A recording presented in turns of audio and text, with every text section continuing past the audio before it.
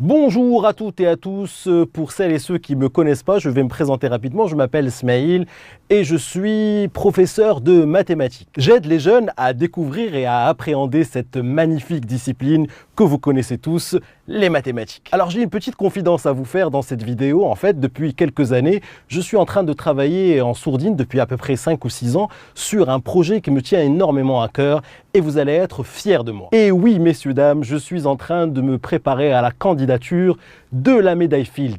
Alors pour ceux qui ne savent pas ce que c'est, la médaille Fields, c'est tout simplement l'équivalent du prix Nobel pour les mathématiques. Vous pouvez être fiers de moi, pour la première fois dans l'histoire de l'humanité, un Marocain, un de vos compatriotes va se présenter à la candidature de la médaille Fields. Alors permettez-moi de vous garder encore quelques petites minutes avec moi. Je vais tenter ici de vulgariser l'objet de mes recherches. Alors ce sont évidemment des recherches sur lesquelles je travaille depuis de très nombreuses années. J'y ai passé beaucoup de temps, beaucoup d'énergie, beaucoup de nuits blanches et je vais essayer de vous les expliquer ici en quelques minutes. Accrochez-vous, c'est pas très compliqué. Alors voilà le ratio que j'ai mis en place ici. On va l'appeler mu-IB, mu comme la lettre grecque et IB comme mes initiales, Ismail Boukili. Voici donc sans plus attendre le résultat de mes recherches.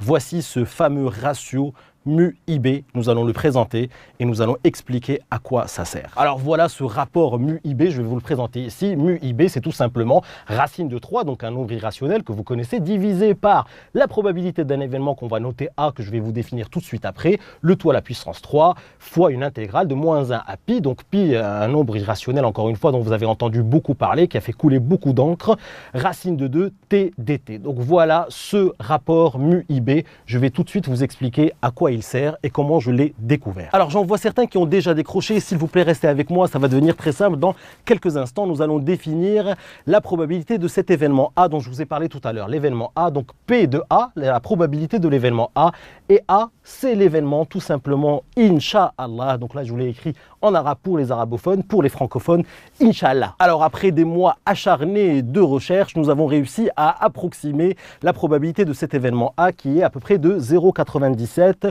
en tout cas au Maroc. C'est ce qu'on appelle un événement pratiquement certain. 0,97, ça s'approche de 1, donc ce n'est pas tout à fait un événement certain, mais presque certain. La probabilité de A, retenez donc que c'est juste à peu près 0,97. Maintenant que vous avez commencé à appréhender un petit peu ce rapport mu-IB, nous allons donner une application directe, une application dans la vie courante, et cette application, c'est dans notre beau pays, vous l'aurez deviné, le Maroc. Alors ce rapport mu-IB va révolutionner le monde de la physique et surtout de l'astrophysique, puisque grâce à ce rapport, nous avons tout simplement défini une nouvelle unité de temps. Cette nouvelle unité de temps, vous êtes très nombreux à l'avoir entendue des milliers de fois, mais sans y prêter réellement attention. Il s'agit de la minute. Regardez ici, la minute. Et voilà, vous voyez que ça vous revient. La minute, c'est un mot que vous avez dû entendre des milliers de fois, si toutefois vous habitez au Maroc. La minute. Oui, attends-moi, j'arrive dans quelques minutes.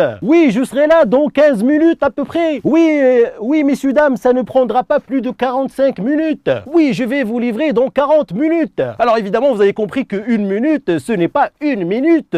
Ce sont deux unités de temps différentes. Donc vous avez parfaitement compris en fait que une minute, ça n'avait rien à voir avec une minute qui était égale à 60 secondes. Et voilà donc la formule que vous devez absolument connaître, c'est la première application directe de ce fameux rapport mu-IB.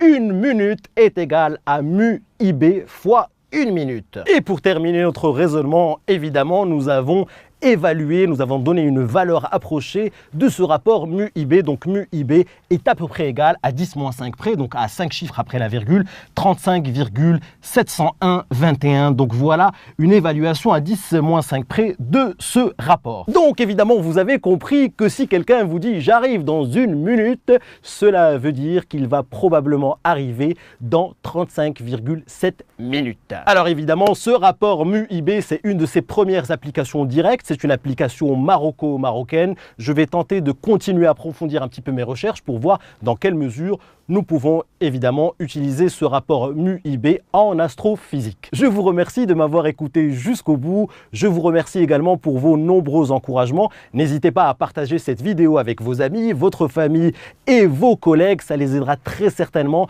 à appréhender d'une manière plus intelligente le temps au Maroc.